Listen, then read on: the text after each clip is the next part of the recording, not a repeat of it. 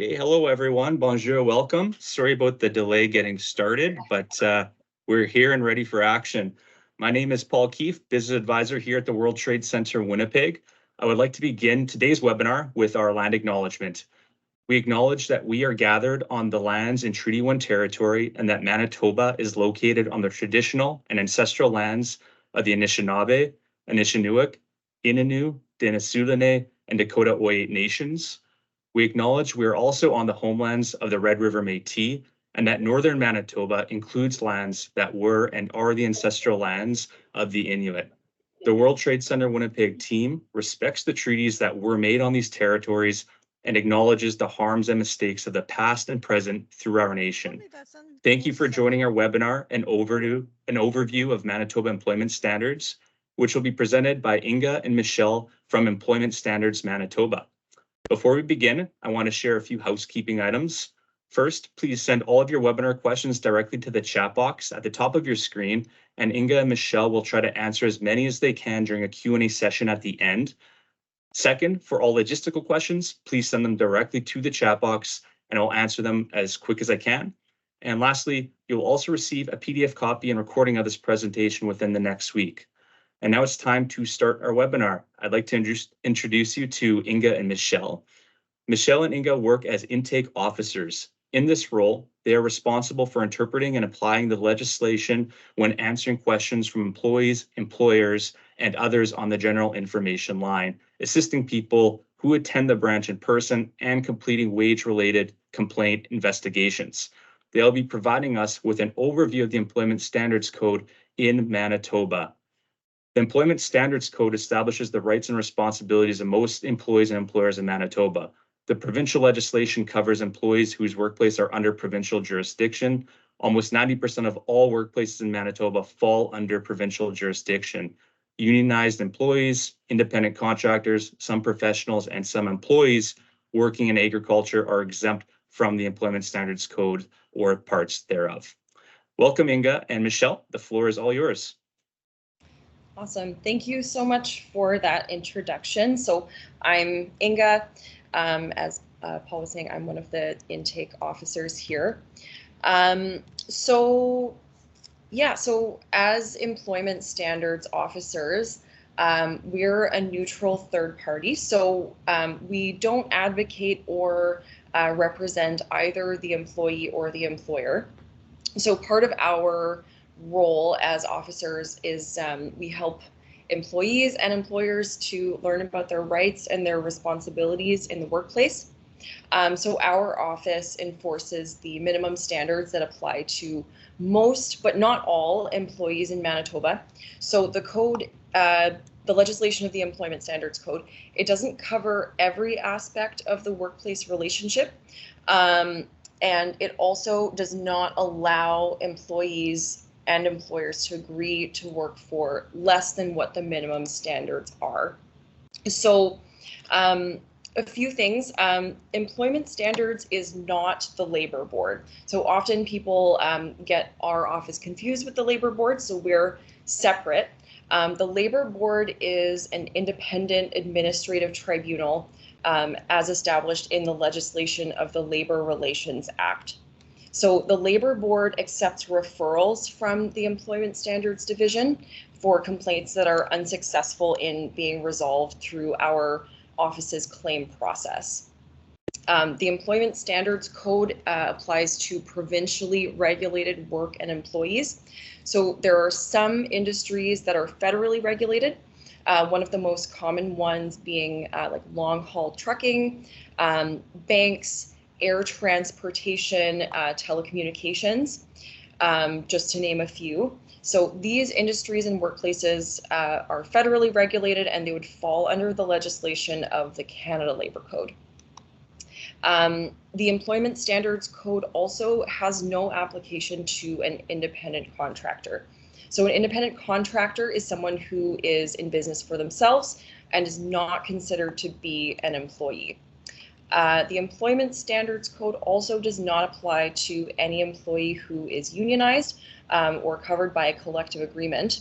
So a unionized employee would not be able to file a claim with our office.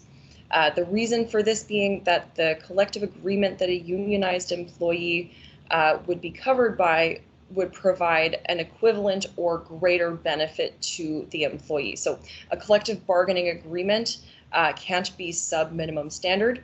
It has to either be equivalent or provide a greater benefit to the employee. So it would be the union that enforces the collective bargaining agreement. So a unionized employee having issues such as like with the payment of their wages, they would go directly to their union for resolution and file a grievance, or in a case where the issue is with the union itself, the employee would go to the labor board.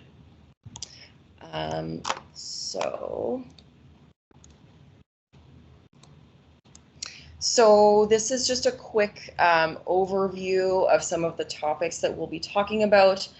So these are just some of the most common issues and questions that we, give general information on, or claims.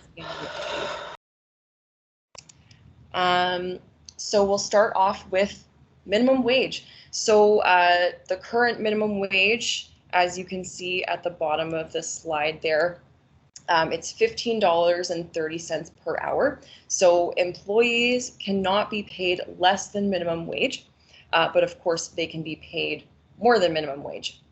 The minimum wage is different for some construction workers and under apprenticeship agreements like with Apprenticeship Manitoba.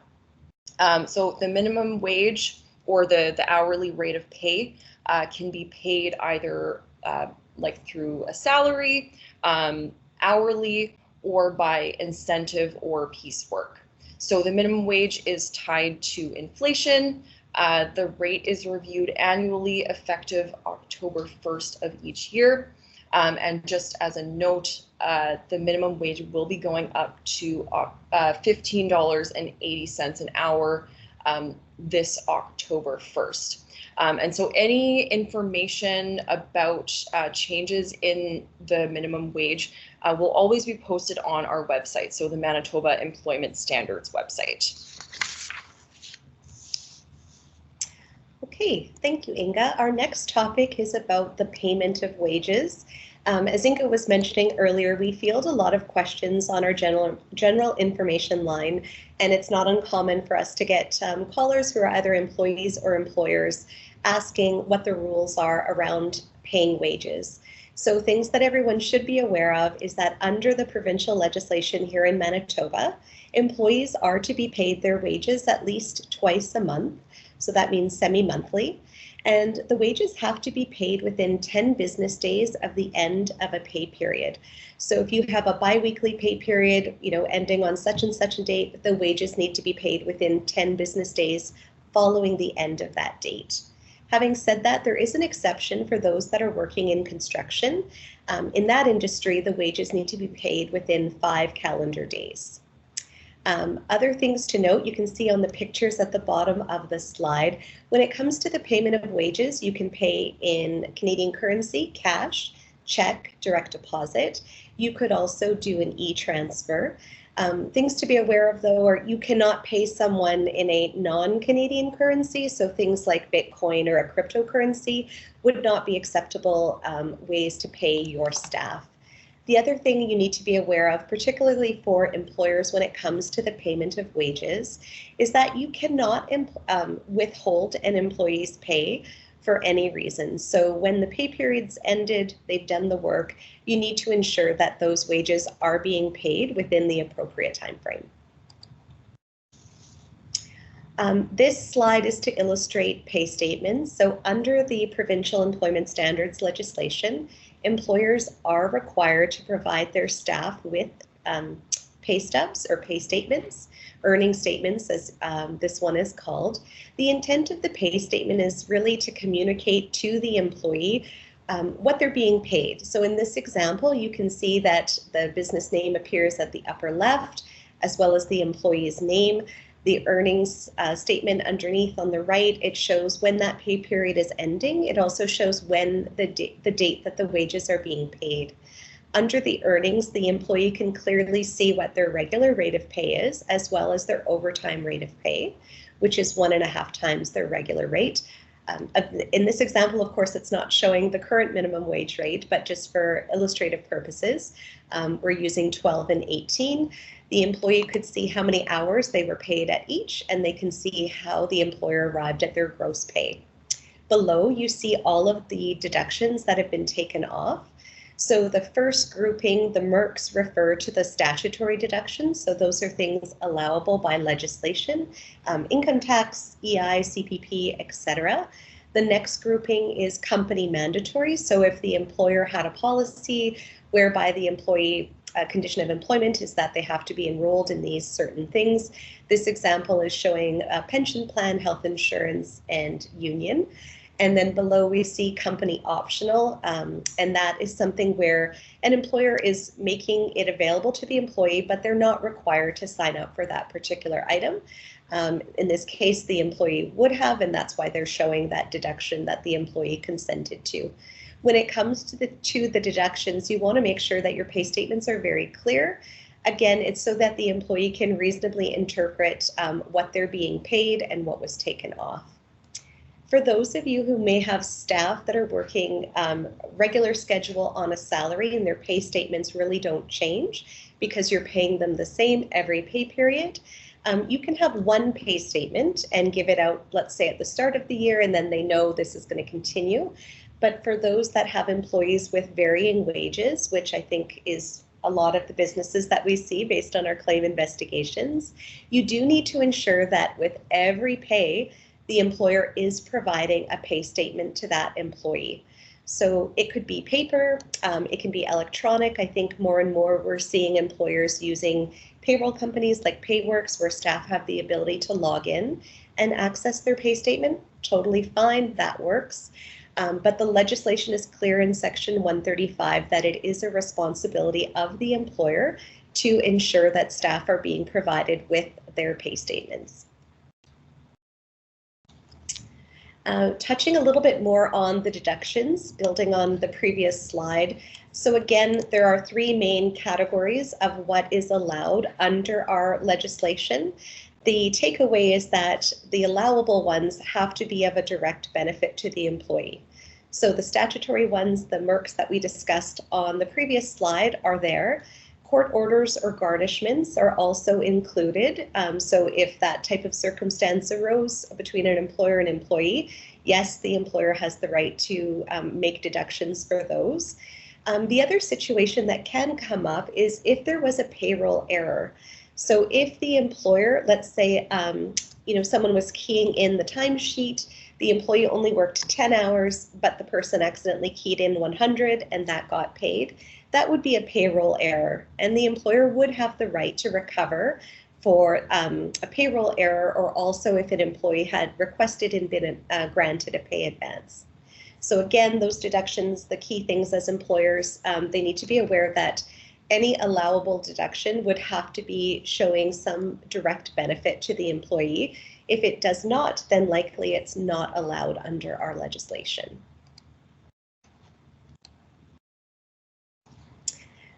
So building on that a little bit further, of course, we get a lot of calls and questions related to this. Some of the common examples that we've had are, and Inge, feel free to jump in if you think of others, but staff working in a restaurant in the hospitality industry. Let's say that those employees, the server, had a dine and dash customer. The employer cannot deduct that dine and dash from that server. That is not an allowable deduction from an employee's wages.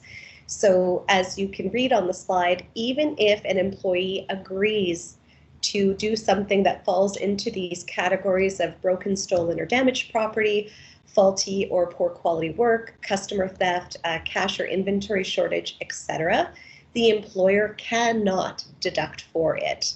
Another thing to keep in mind, if your business does require personal safety equipment that's required because of the nature of the work, the onus is on the employer to provide that equipment to the staff, and they should not be making deductions for safety equipment that needs to be used. Another very common question that we get has to do with uniforms versus dress codes. So generally speaking, a uniform is unique clothing to the employer. So in this example, you can see that, the shirts are all one color, they have a logo on them. And in that case, it's a uniform, and the employer should not, or cannot rather, charge the employee for the uniforms. On the flip side, employers can absolutely have dress codes.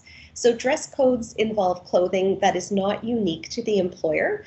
Again, using a hospitality example, you may have a dress code that states, black pants, white shirt, something of that nature. In that case, that's a dress code. The employee is free to go and choose those articles of clothing from whatever, clothing store they like at whatever price point they're comfortable with. And they can also use those pieces of clothing outside of the workplace.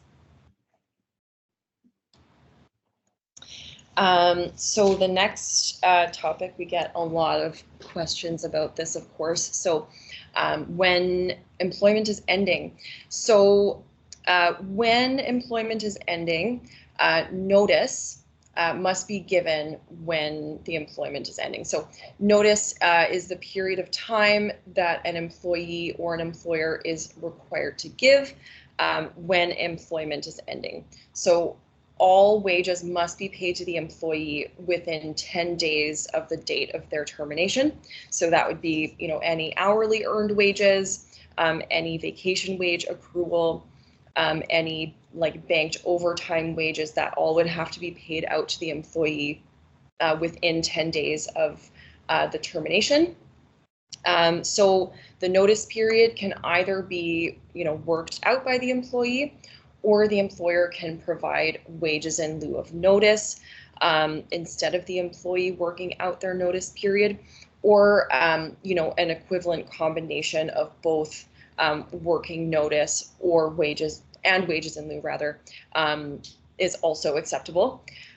So the amount of notice would be based on the length of service, or how long the employee has worked for the employer. So on this next slide here, so of course, either the employee has the ability to end their own employment, or the employer also can end employment. So when an employee is giving their notice, as you can see on this top table here, if the employee has worked for less than 30 days, they wouldn't be required to give any notice. If they've worked for at least 30 days but less than a year, it would be 1 week. Or if they've worked for at least 1 year, it would be 2 weeks of notice. So just a note, even if the employee doesn't give notice when they're ending their own employment, or if they give less notice than what's outlined here, the employer would still have to pay them for all of the hours that they actually worked. So an employer, they're not permitted to withhold the employee's wages, even if they don't give notice. So then the table below outlines the required notice period for when the employer is giving notice to the employee. So if the period of employment is less than 30 days, there's no notice required. And from there, based on the length of employment, it sort of goes up incrementally. Can I add one comment? Sometimes a question that we do get on the line is, my employee gave notice, but I don't want them to work out the notice. So as an employer, they have that right. But that means if you don't allow the employee to work out the notice, then it would likely be deemed that you have terminated, and then there may be a requirement for notice to be provided. So just something to be mindful of. And I'm sure Inge's going to mention it. We do have a really good fact sheet on termination, which we encourage employers and employees to review when they have questions around notice. Mm-hmm.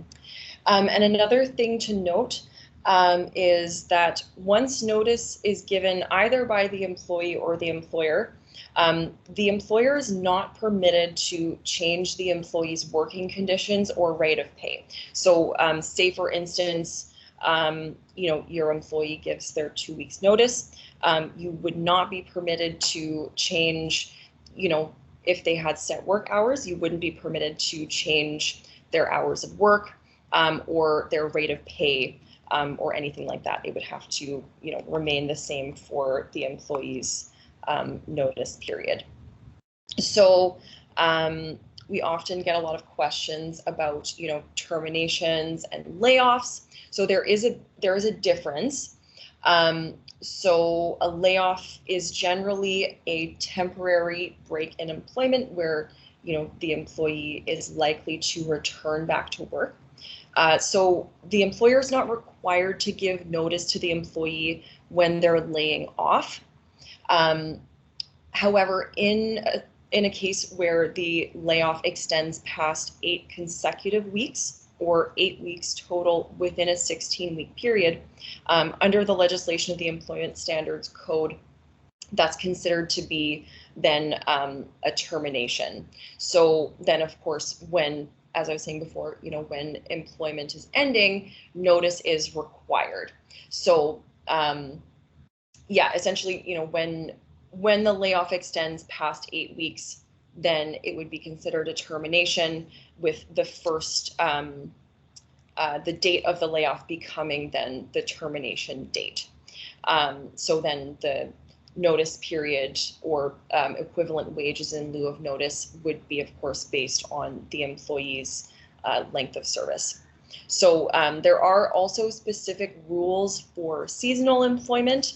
So if an employee is employed by the same employer for 2 or more consecutive years in seasonal employment, those periods of employment, together with the periods between the seasonal employment, are to be treated as one continuous period of employment for the purpose of determining what the employee's notice entitlement would be for any termination during the the seasonal work. So there are, of course, exceptions to notice in the legislation. So these are some of the most common ones. So when an employee is working for like a specific or fixed amount of time, so when they begin the work, they already know when the employment would be ending. So notice wouldn't be required because the employee already knows when their work is going to be ending. If the employee is employed for a specific task and the employment ends when that task is complete, then notice wouldn't be required in a situation like that. In the construction industry, there is no notice requirement. So regardless of how long an employee may have worked for the employer, if they are employed in the construction industry, there is no notice required. And then, of course, the other most common exception to notice being for just cause. So we'll get into that a little bit more in this next slide. So there are situations where, an employee might not be able to work out their notice.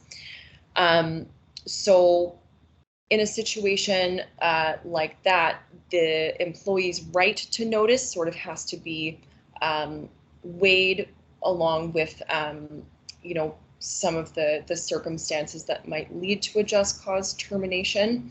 So on the slide here, you can see, some of the common reasons why an employer might terminate for just cause. So theft, dishonesty, violence, conflict of interest, disobedience or willful misconduct, or habitual neglect of duty or incompetence. So just cause is, it can be difficult to sort of establish.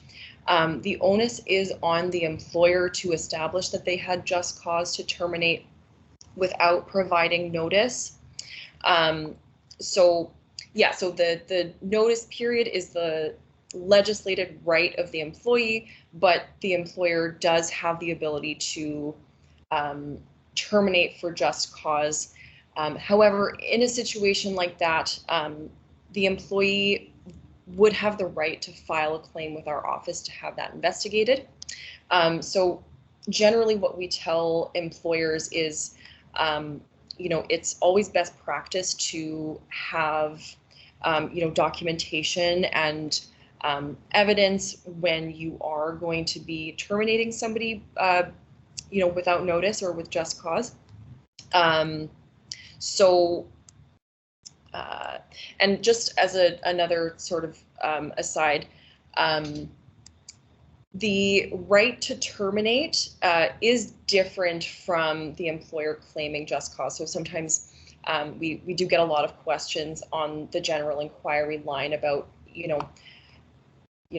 my employee did this and this and this, I should be able to terminate them. And so what we tell people is the employer can terminate at any time for just about any reason, but what it comes down to is whether the employee was provided with notice or not. So so the right to terminate versus just cause, they're a bit different. So the employer can end employment at any time and can do so even without cause, as long as the appropriate notice is provided.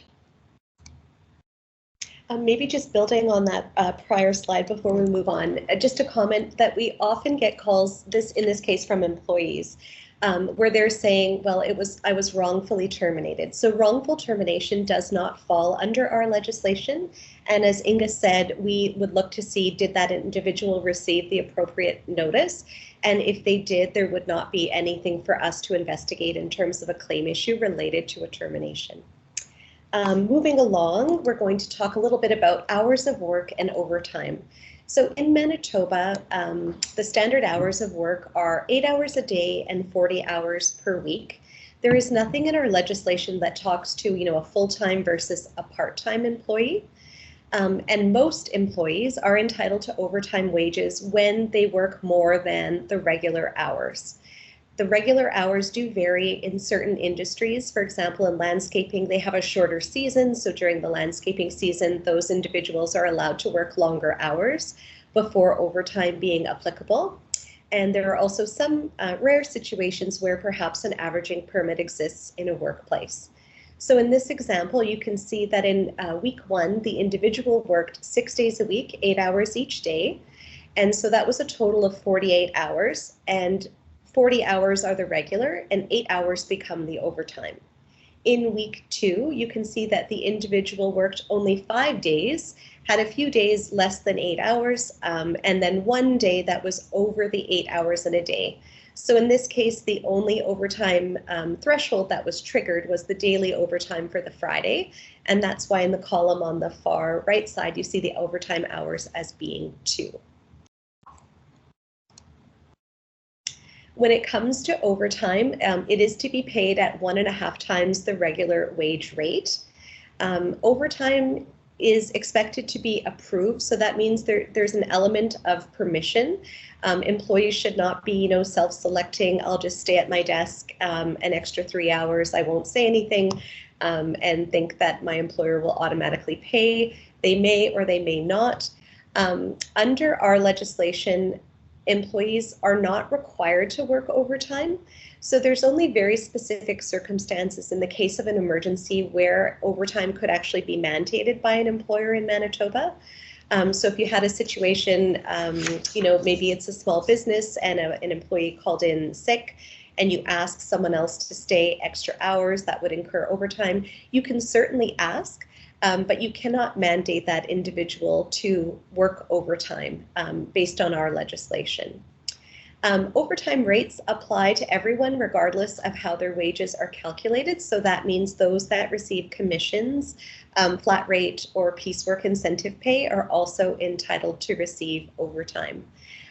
Things to keep in mind, particularly for employers, you need to be managing the workplace. So if you had a situation where I'm going to pick on Inge. If Inge, I always see Inge working past her end time, but I don't say anything, Inge may perceive that I'm condoning, and that means I think it's okay for her to just work these extra hours. So to avoid any misunderstandings or possible claims, it's just very important that there's good communication between the parties and that employees are clear in their understanding of what your requirements are to get that approval for overtime, or if there's certain circumstances, whereby you would approve it based on a business need. Reporting to work is another question that we get quite a bit. So generally speaking, if someone was scheduled and you send them home before their shift ends, then they do have an entitlement to be paid for 3 hours of work or the actual time worked, whichever was greater. This also comes into play when people are on call, is the term we hear a lot. So under our legislation, carrying a phone isn't deemed to be work. But of course, the minute that you are responding to a call and have to do something, then the work is starting and you need to be paid for that time. When there is no clear end to the work period, then generally speaking, the reporting to work 3 hours would become applicable. But if you had something scheduled for a shorter period, that is also okay. Employers, there's no requirement for the minimum hours that you have to schedule in a shift. So for example, if an employer knew they needed a certain activity to take place, Saturday afternoon from 2 to 4, you could make a 2 to 4 shift and schedule someone to do that shift.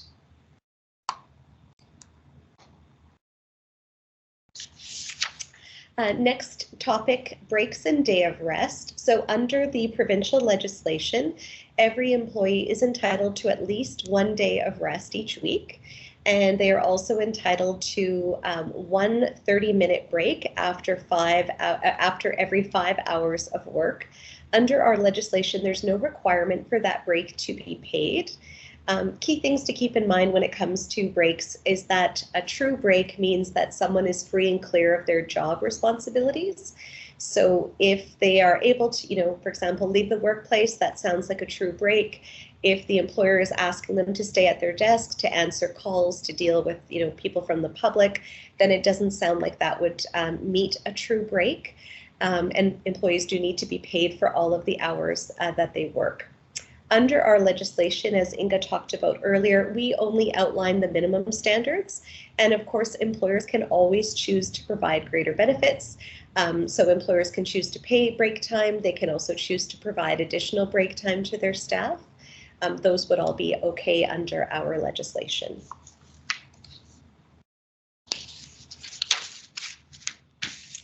Vacation. There are 2 components to vacation. There's the time and the wage.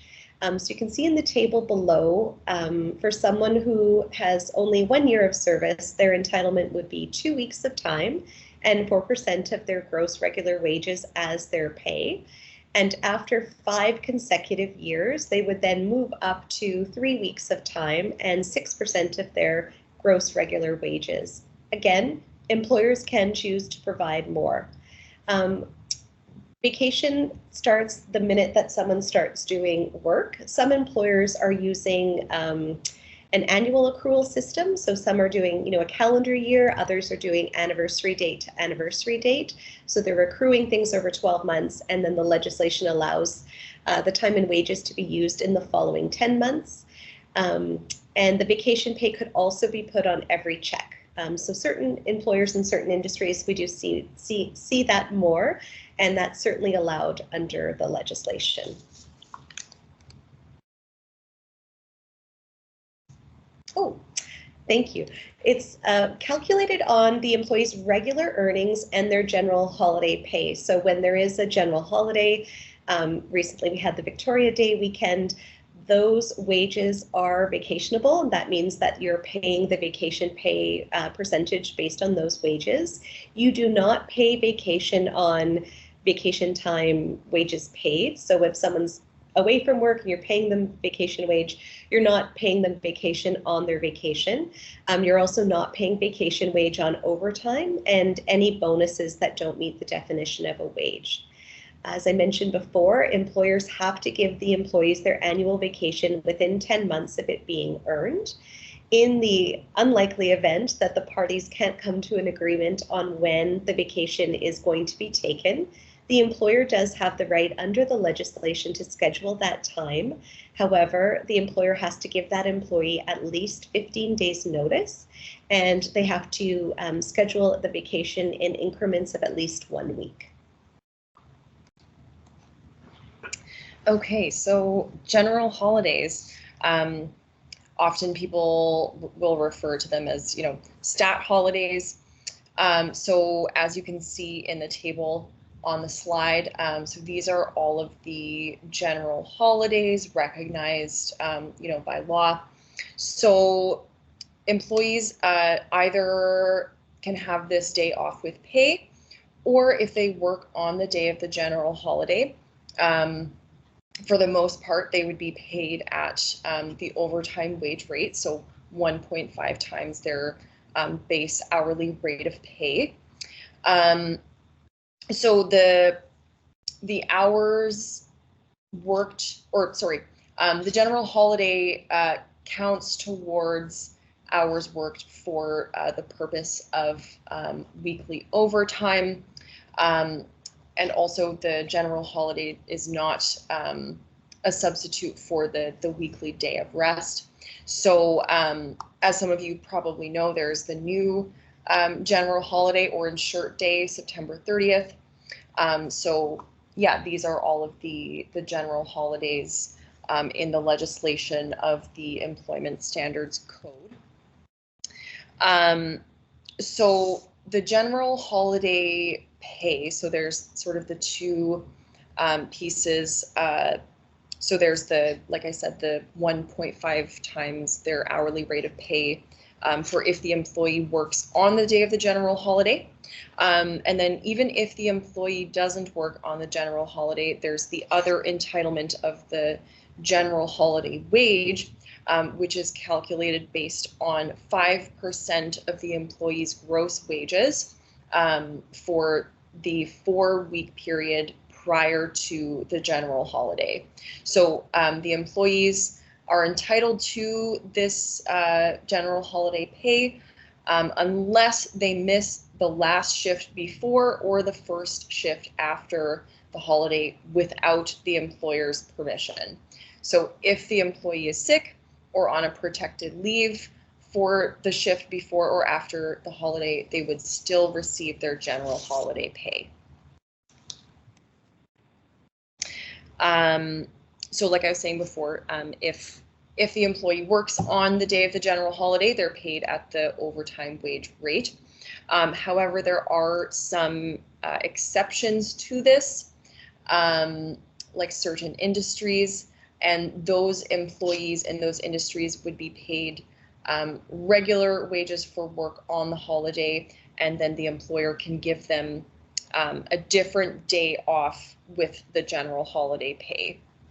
So some of the exceptions would be so continuously operating businesses, so businesses that operate 24 hours a day, 7 days a week, hospitals, restaurants and hotels, gas stations, and just as a note, whereas some general holidays may be able to be substituted for a different day off, specifically Orange Shirt Day, so that is September 30th.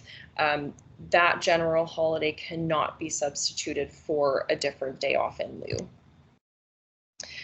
So a few considerations for general holidays.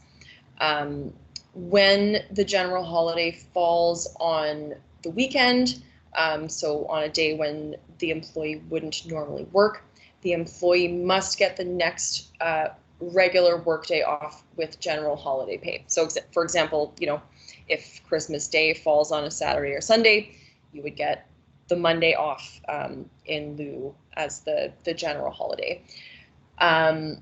So yeah, as I was saying before, sometimes the general holiday might be substituted for a different day off. However, Orange Shirt Day cannot be substituted for a different day off. Remembrance Day. So Remembrance Day is not technically a general holiday under the legislation of the Employment Standards Code. There's actually a separate piece of legislation for Remembrance Day, the Remembrance Day Act. So most industries are not allowed to operate. However, you know, places like obviously hospitals, hotels, restaurants, emergency response, those are all permitted to be, you know, in operation on Remembrance Day. Any retail business cannot be conducted between the hours of 9 a.m. and 1 p.m. on Remembrance Day. If staff do not work on Remembrance Day, they're not paid for Remembrance Day, so it's a bit different than you know, how the general holiday entitlement works. If staff do work on Remembrance Day, what they are paid is would be as if it's a general holiday, so the overtime wage rate of 1.5 times their regular rate of pay, and they would receive general holiday pay, so the 5% of their gross earned wages from the 4 weeks prior. And then if an employee is scheduled for at least half of the hours that they would normally work. So for example, if an employee normally works, you know, 8 hours in a day as their regular shift, but they only work 3 hours on Remembrance Day, right? Because retail businesses, for example, they're not able to operate between 9 a.m. and 1 p.m.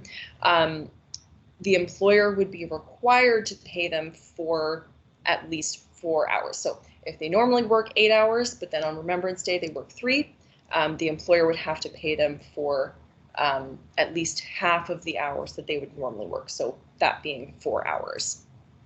Anything to add? No, that's great. Thank you. Okay, under our legislation, there are a number of types of protected leaves. The intent of protected leaves under the legislation is to give employees time to deal with certain things that could come up in their lives without the risk, the loss of their job. So if an employee qualifies for a leave and invokes it, the employer must provide the employee with the time off of work. We'll see in the coming slides, there's different lengths of each of the types of leaves protected under our legislation. The other important thing is that the employer must allow the employee to come back to their job, the same one that they had before the leave, once the leave has ended. Sometimes circumstances arise where maybe operationally that same job is not available. In that case, then the employer has to ensure that the employee receives something similar with the same or greater benefits and pay. If employers have to make other decisions where maybe there's a layoff or a termination, then the employers have to be able to show that the leave had no impact on their decision to terminate or lay an employee off. The majority of the leaves under our legislation, there's no requirement for employers to pay wages. We'll highlight the exceptions in the coming slides. However, many employees are able to qualify for other wage payments through programs such as employment insurance. So that's something that employees should be aware of when they're invoking the leave. So to qualify for a leave, again, there's length of service. So most leaves require a minimum of 30 days of employment before being eligible and able to invoke a leave. Each leave would have certain requirements around the leave, and the employee is the person responsible for telling the employer which leave they're taking, and they need to provide the employer with enough information so that the employer can reasonably confirm that this is a leave that is required under the legislation. Things to be aware of under our legislation is the definition of family. So under employment standards, family is very broad. It includes all the things that you would sort of expect, such as children, parents, spouses, etc. But you can see at the end, it also says anyone that is not related, but whom the employee considers to be like a close relative. Again, employers don't get to control when the employee takes a leave provided by law. So that means if an employee came to an employer, invoked a leave for long-term leave for serious injury or illness, provided sufficient documentation to the employer to establish the need for the leave, the employer cannot negotiate the start date of the leave. So they can't say, yes, I'm going to give you this leave, but operationally it doesn't work until 2 months from now. That is not allowed under the legislation. That could be seen as a possible violation. So here is the Coles notes of all of the leaves that are provided under the legislation. We're not going to read each one to you. We just want to highlight that for each type of leave, there is a qualifying period. There's also a length of the leave and a reason for the leave. We did mention earlier, we have a number of fact sheets that are available on our website. You can find fact sheets for all of the common topics. Leaves are all covered. We have one condensed fact sheet just giving you an overview of protected leaves, and then you can also access leave-specific fact sheets. So if ever an employer or an employee is looking to invoke a leave and they have questions about how it works, we highly recommend that people consult the fact sheets that are available on the website. So on this leave, I don't think I see it here, up top, yes. The interpersonal violence, is that the correct one, Inge? Mm-hmm. That is the leave where there is a requirement for some time to be paid. Otherwise, the majority of the leaves do not have a requirement for employers to provide wages during the time away from work. Another common question, before we go to the next topic, comes down to medical notes. There's often misunderstandings about, can an employer request a medical note? Generally speaking, the answer is no. The employer does have the right to request reasonable verification, but not explicitly a medical note. So just something for everyone to be aware of. Okay. So next topic being young employees. So an employee under the age of 16, they would have to complete the Young Worker Readiness Certificate course. So that can be found on the Safe Manitoba website. So young employees under the age of 16, they are not permitted to work between 11 p.m. and 6 a.m. And they are able to work up to a maximum of 20 hours a week during a school week. There are certain industries that they're not able to work in. And just as a note, a child younger than 13 years old cannot be employed. So, they would have to be 13 or older. An employee under the age of 18, they wouldn't have to complete the Young Worker Readiness course. They can't work alone between 11 p.m. and 6 a.m. And there's no limit on the number of hours that they can work. And there are certain industries that they are not permitted to be employed in. So that's outlined in this chart here. So an employee under 16 can't work on a construction site, on like a service rig, on scaffolding, at heights over 1.5 meters, those sorts of things. And then somebody under the age of 18 is not permitted to work in forestry, in a sawmill, in an underground mine, or open pit quarries, in doing asbestos removal or alone between 11 p.m. and 6 a.m. Okay, I see that the time is starting to get away from us, so I'll try to make these next couple of slides quick so that we're able to get to some questions. We did want to make sure that the audience was aware that another piece of legislation that we oversee here is the Worker Recruitment and Protection Act.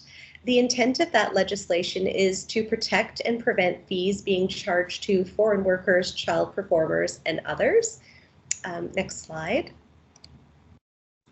There are sort of three components that we're looking at, which is licensing, registering, and fees.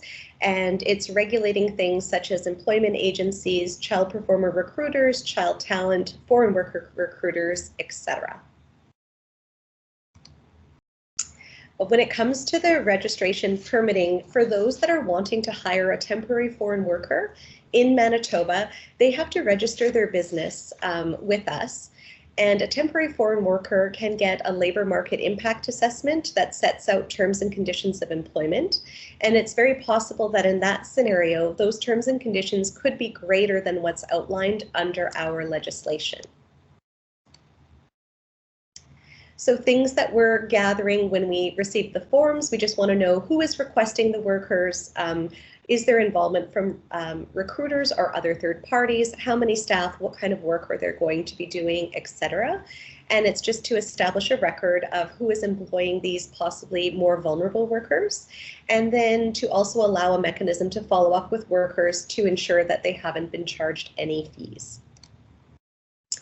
And again, the legislation is quite clear that fees are not to be charged directly to the workers. And those fees could include any sort of indirect cost for goods or service, or costs that can't be distinguished from a direct good or service. And as with most things, we do have exceptions for child talent agencies. So that brings us to the end. We would like everyone to note our phone number. The general information line is covered by officers between 8:30 to 4:30, Monday to Friday. We also have an email address that you can reach out if you did have specific questions. And on our website, as we've mentioned a number of times, that's where you're going to find all of our fact sheets. That's where you'll find access to the legislation if you were looking to, wanting to review the code as an example, or the regulations.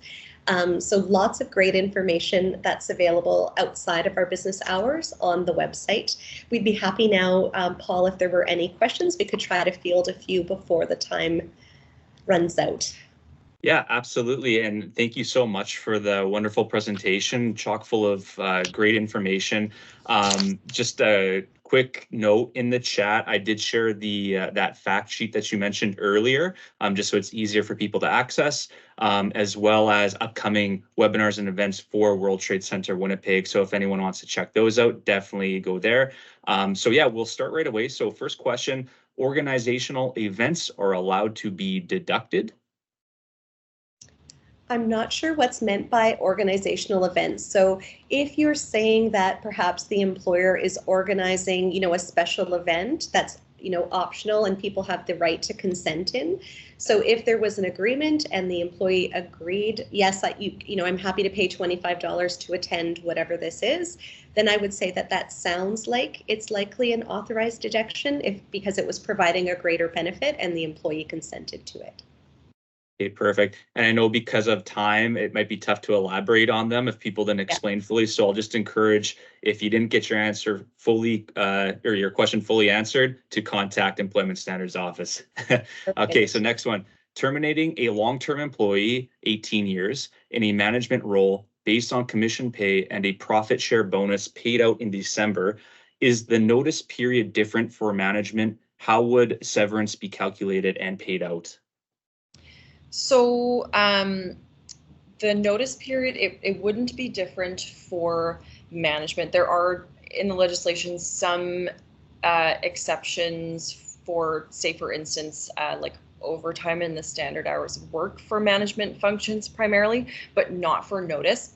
So the maximum notice period in the legislation would be for a period of employment of 10 years or more. So that would be 8 weeks of notice. And generally, wages in lieu of notice would be calculated based on, what the employee would have earned had they been able to work out their notice. So I'm not able to go into a lot of detail about specifically how, commission and profit sharing would, play into that. But if you wanted to, give our office a call for more information, definitely you can do that. But yeah, the notice period wouldn't be different for management. Okay. What if someone had a return date and has not shown up for work or contacted the employer? The individual is believed to be in another country. How do you give notice just cause? So it's a good question. So if an employee, say they're supposed to be returning to work on a certain date, they don't show up, it's the employer's responsibility to be following up with that individual. So you wouldn't be able to just say, this person didn't show up for work, therefore, they quit. You would have to, as the employer, be following up and doing your due diligence. And then, if you're not able to get a hold of the employee, it's generally a good idea to communicate, with the employee in clear and unequivocal terms. If I don't hear from you by this date, or if you do not, return to work or show up for your scheduled shift on this date, then we will be terminating you. So I can't, say specifically how you should be giving notice, but it's always best practice to be giving notice in writing, of course, because then you have that documentation, right? But yeah, it is always the employer's responsibility to be following up with the employee and doing your due diligence. Often people will use the term like job abandonment. That's not a term that's used in the legislation. So the employer, they do have that responsibility to be following up with the employee. Okay, great. And I know we are at time, but I don't know if it's possible just to go a couple more questions just because we did start a bit later, if that's okay with you too. Mhm. Okay, perfect. So employees are entitled to 1 day of rest each week. If a company had overtime and the employee signed up for overtime voluntarily on their rest days, is there a limit to how many weeks an employee can work nonstop without taking a day of rest? So I think for that question, without knowing all of the specifics, the legislation states they have to receive a day of rest. So the employer is in control of the workplace. So I would say best advice is I wouldn't be allowing someone to sign up for overtime if it means that you wouldn't be complying with the legislation. Okay. Is my understanding correct? When an employee gets vacation pay, then she does not have vacation day as has been paid for it. So with vacation, so there's sort of the two different parts to it, right? So there's the vacation wage entitlement, and then there's the vacation time. So an employer can either choose to pay out the vacation wage on every check. That's totally fine.